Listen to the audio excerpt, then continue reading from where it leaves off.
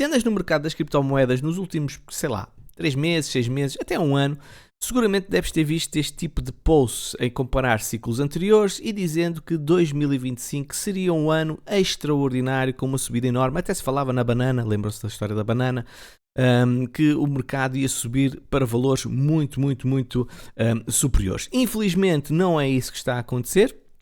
Só se agora nos últimos 2 dias do ano acontecer um milagre e efetivamente estamos perante um ano de 2025 que não tem sido muito positivo e tem sido uma desilusão. E, portanto, a questão que está em cima da mesa e que há muitos debates neste momento aí a surgirem é se nós estamos ainda perante um ciclo de 4 anos para Bitcoin ou se esse ciclo de 4 anos terminou. E porquê é que isto é tão importante? Porque se nós estivermos perante um ciclo de 4 anos, as pessoas então já sabem que 2026 vai ser um ano bearish. Se o ciclo de 4 anos terminou, significa então que estamos perante a possibilidade de 2026 não ser um ano bearish e ser um ano de bull. Portanto, sejam bem-vindos ao meu canal. O meu nome é Alex Crypto e trago-vos aqui as principais novidades sobre o mundo das criptomoedas com ligação à macroeconomia. E se gostas deste tipo de conteúdo, olha, subscreve o canal e ativa as notificações e carrega no gosto se de facto achares que sou merecedor desse teu tempo.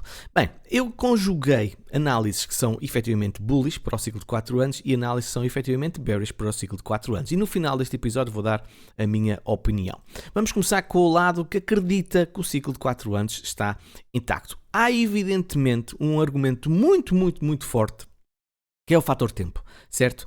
E este post do Sr. Davin diz que o ciclo tem a ver com o tempo, não tem a ver com o preço. E é perfeitamente lógico, porque o halving de facto é de 4 em 4 anos. O halving, para quem não sabe, é a redução da recompensa da mineração para metade e Bitcoin tem de facto batido certinho nos últimos ciclos com esse mesmo halving de 4 anos, com essa estrutura desse ciclo. E nós podemos ver exatamente isso. E é factual, meus caros. Não há grandes voltas aqui que nós possamos dizer, e tal, não sei o quê. Não, é mesmo assim.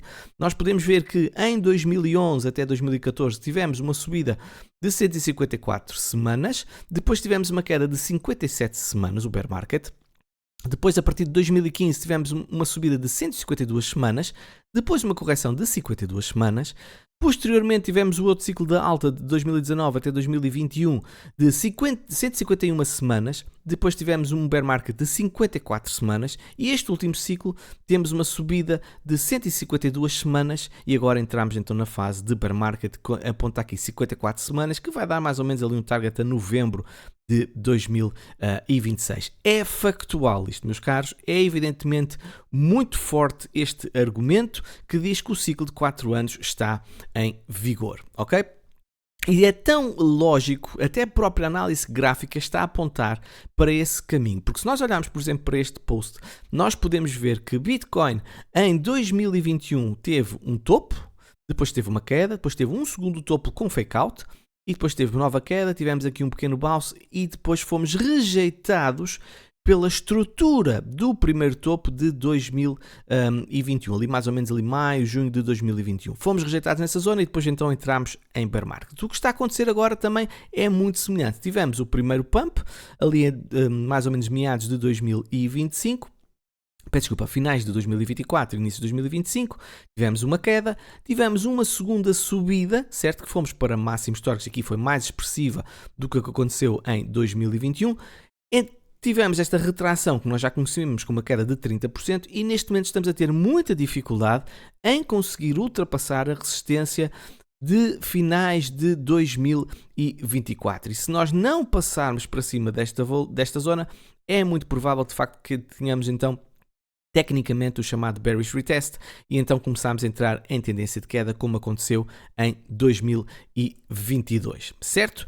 Antes de avançarmos, uma lembrança muito importante. Seguramente já recebeste um e-mail em que diz que a partir do dia 1 de janeiro de 2026 não vais poder utilizar mais o cartão da Bybit, desde que esse cartão esteja ligado à Bybit.com. Lembro, devido ao MiCA, a Bybit neste momento criou um novo site que é o Bybit.eu e vais ter que abrir nova conta e vais ter que pedir novamente o cartão. E porquê é que este cartão é tão importante e tanta gente tem este cartão da Bybit? Porque os seus parceiros de facto são extraordinários.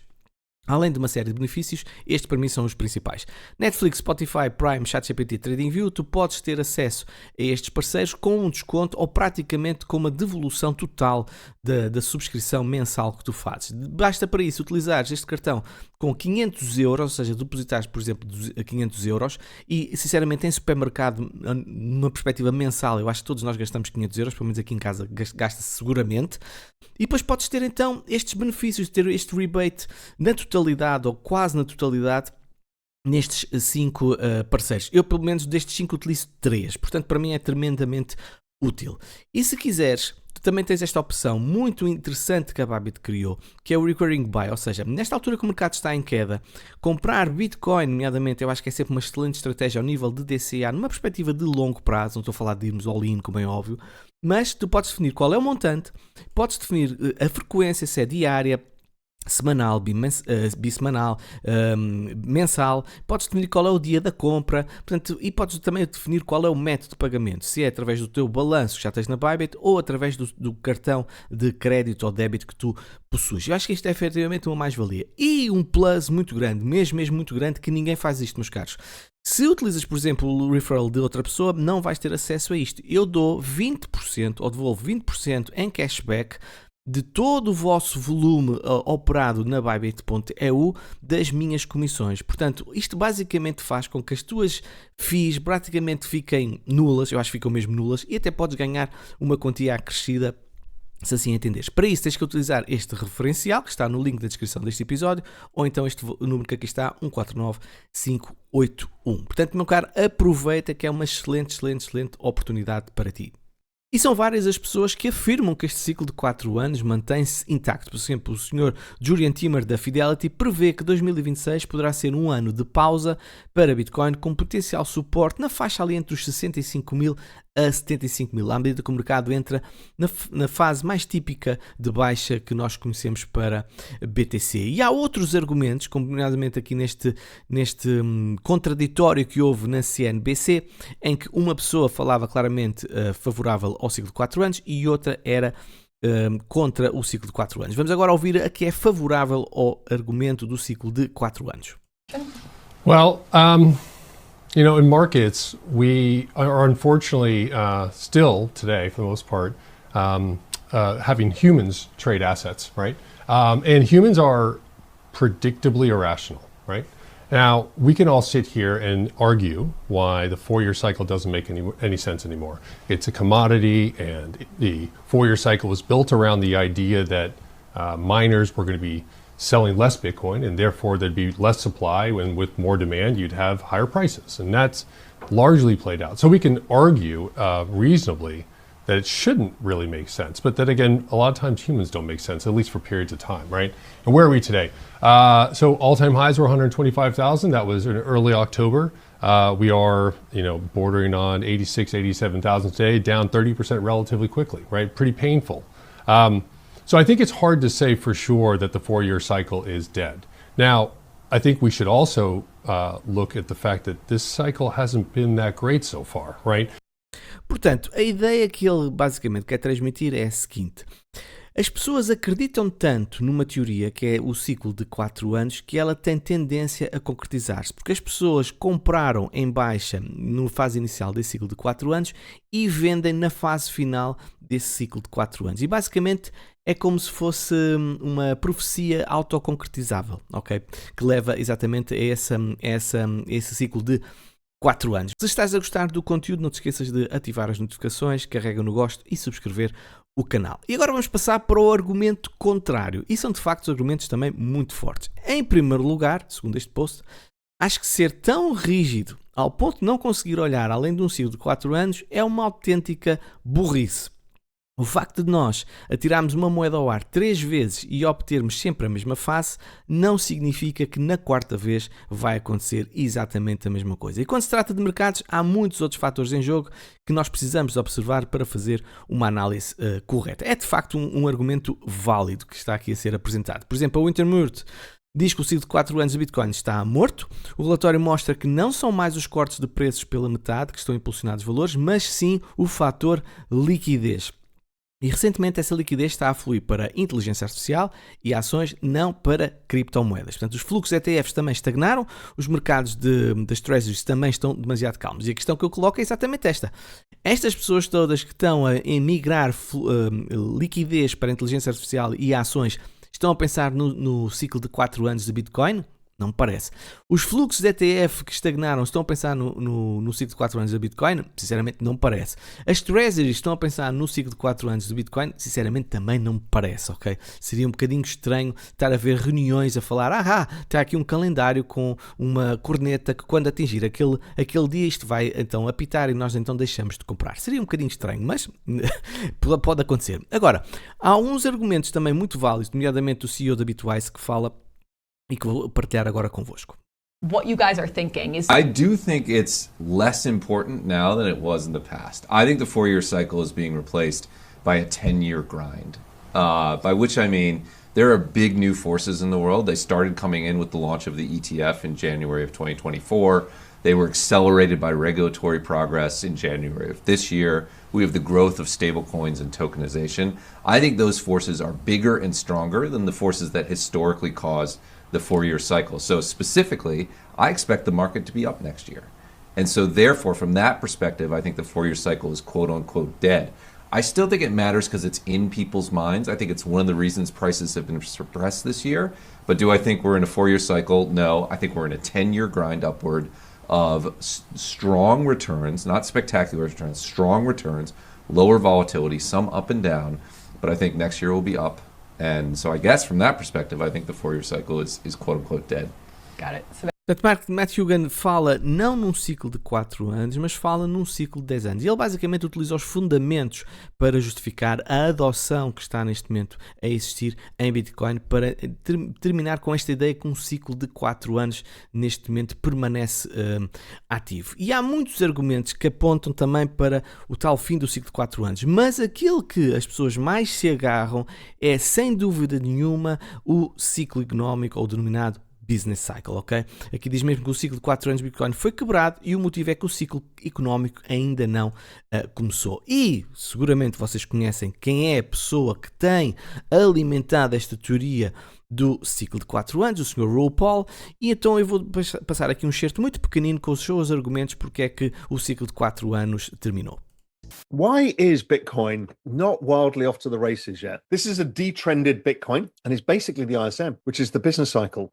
Why do we have an elongated business cycle that looks like virtually no other real other time? It's because in 2021-22, they actually extended the maturity of the debt from 4 years to 5 years. So that extension of the maturity of debt has pushed out the business cycle a year. The 4-year cycle this time around is a 5-year cycle. We don't know what the next one will be until we see where they all end up getting refinanced. But this one is a 5-year cycle. And it tells us the ISM should peak by 2026, probably Q2. I believe.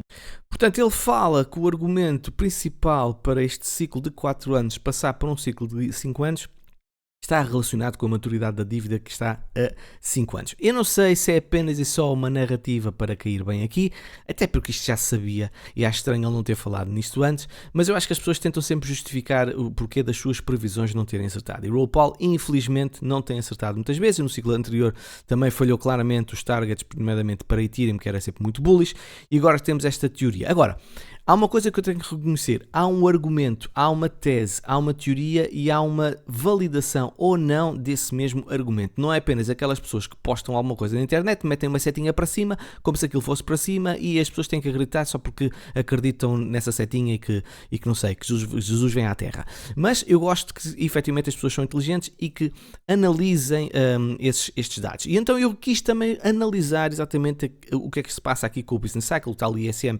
PMI. E nós podemos ver, nomeadamente aqui por este post, que o Business Cycle de facto está abaixo de 50 pontos. E abaixo de 50 pontos significa que a economia, nomeadamente as empresas, não estão pujantes, portanto não estão a fazer um crescimento muito, muito expressivo.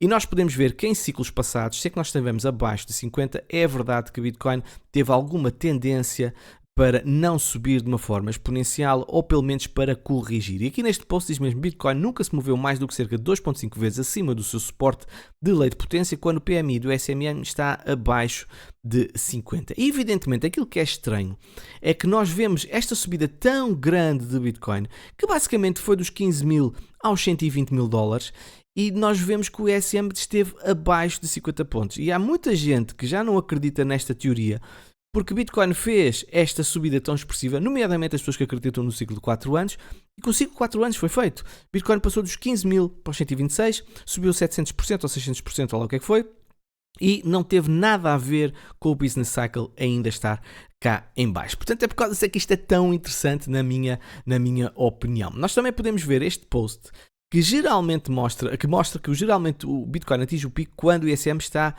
também em máximas, não quando está em mínimas. E nós podemos ver que ainda não tivemos essa mesma expansão. E isto também é factual. Portanto, este é um argumento muito favorável a quem acredita nesta tese, e basta vocês olharem para aqui e seguramente percebem exatamente esta ideia. Quando isto está a subir, Bitcoin está a subir; quando está a cair, Bitcoin está a cair; quando está a subir, Bitcoin está a subir, e assim sucessivamente. E agora o que aconteceu foi, de facto, tivemos uma subida não em blow-off top, mas uma subida mais controlada, apesar dos ganhos terem sido de facto expressivos, mas eu tenho que reconhecer, não tão expressivos como em ciclos anteriores. E para quem então acredita que o ISM ao subir, Bitcoin vai dar então novamente esses ganhos muito expressivos, e efetivamente tenho que concordar com eles, com essa tese, pelo menos está validada pelo passado.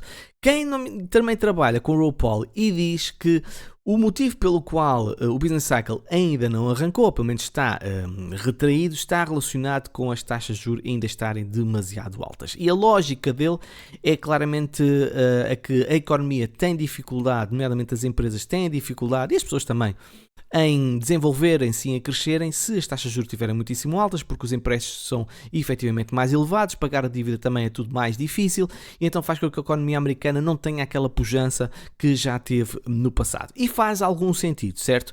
Porém, nós também podemos ter o inverso, e porque é que isto está assim não sei, nós também podemos ter o inverso, que é a inflação, se começar a subir devido às taxas de juros, também pode dificultar esta subida por parte do business cycle. E se nós olharmos, por exemplo, em 2022 nós tivemos uma inflação muitíssimo grande, e se virmos, onde é que eu tenho isso? E se virmos Bitcoin, está aqui, e se virmos Bitcoin em 2022, reparem bem que ela estava em tendência aqui de queda, ou com uma dificuldade muito grande em a subir, e o ESM estava exatamente a cair. Portanto, é muito importante que não haja um descontrole da inflação para nós podermos ter uma sustentabilidade ao nível de crescimento económico nos Estados Unidos. Até porque este gráfico mostra que neste momento podemos estar no início de um aumento da inflação. Basicamente ele compara a inflação com a deflação, e podemos ver que há aqui um range de 8 anos,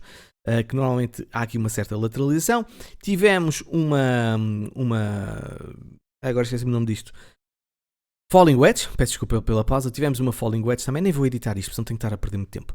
Tivemos uma Falling Wedge e agora estamos com o Breakout, e se nós conseguirmos ultrapassar esta zona aqui dos 8 anos, efetivamente significa que estamos perante uma valorização, uma subida da inflação, e aqui, segundo este post, está justificado, ou será justificado, pela subida do petróleo. Eu acho que para isto acontecer, tem que acontecer alguma coisa a nível geopolítico. Já sabemos que o petróleo é muito, muito inflacionado ou deflacionado exatamente por questões geopolíticas e pela manipulação também da produção dos barris de petróleo. Mas será importante continuarmos a controlar, a ver como é que está a desenvolver-se a inflação. Portanto, agora chegamos ao ponto em que vocês se calhar querem saber a minha opinião. Já vos mostrei aspectos que são positivos para a teoria do ciclo de 4 anos, outros que são negativos para o ciclo de 4 anos.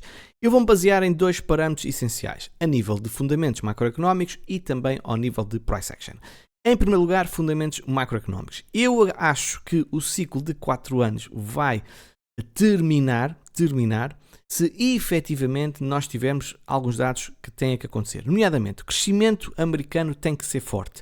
E esta previsão para mim não é muito positiva, na minha opinião, ok? 1.7, 1.9, não passa dos 2%, sinceramente, o que para mim não é muito tranquilizador, comparando até com outras economias mundiais. Outro aspecto que eu quero ver para que o ciclo de 4 anos termine e que 2026 seja um ano bullish, é se a inflação mantiver-se controlada, mas sem cair de uma forma radical, porque nós já vimos no passado, sempre que acontece uma recessão económica, há uma queda muito forte por parte da recessão, porque da inflação, exatamente pelo argumento que as pessoas depois deixam de ter capital, então compram menos, então obviamente que há menos procura e obviamente os preços vão cair. Portanto, esta previsão, sim, é uma previsão que eu gosto de ver a inflação de cair mais ou menos até 2.7%, estável, e isto para mim ajuda-me a acreditar que o ciclo de 4 anos vai continuar. Outro argumento a nível também da macroeconomia é o desemprego. O desemprego não pode disparar. Se o desemprego disparar, meus caros, é certinho que nós vamos entrar em recessão nos Estados Unidos,